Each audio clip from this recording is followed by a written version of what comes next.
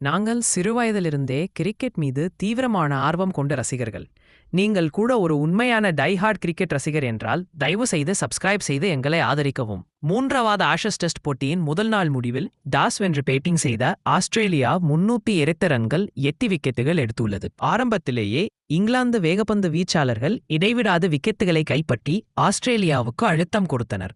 அந்த சூழலில் உஸ்மான் கவாஜா பொறுமையோட தரமான ஆட்டத்துடனும் விளையாடி 88 ரன்கள் எடுத்து அணியை நிலைநிறுத்தினார். இந்த நாளின் முக்கிய திருப்புமுனையாக அலெக்ஸ் கேரியின் அபார சதம். அழுத்தமான நேரத்தில் களமிறங்கி தைரியமான எதிர்த்தாக்குதல் ஆட்டம் மூலம் 106 ரன்கள் எடுத்த அவர் ஆஸ்திரேலியாவுக்கு மீண்டும் முன்னிலை ஏற்படுத்தினார்.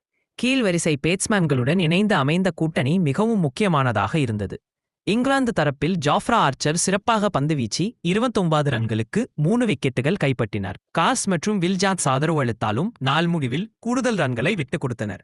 ஆஸ்திரேலியாவுக்கு சிறிய முன்னிலை உள்ளது. இருப்பினும் இன்னும் 2 விக்கெட்டுகள் மட்டுமே மீதமுள்ளதால் பேட்டிங்குக்கு சாதகமான பிச்சில் 2வது நாள் முழுமையாக திறந்த நிலையில் உள்ளது. குறிப்பாக காலை செஷன் இந்த டெஸ்ட் போட்டியின் போக்கை தீர்மானிக்கும். ஆஷஸ் தொடரின் உண்மையான விறுவிறுப்பு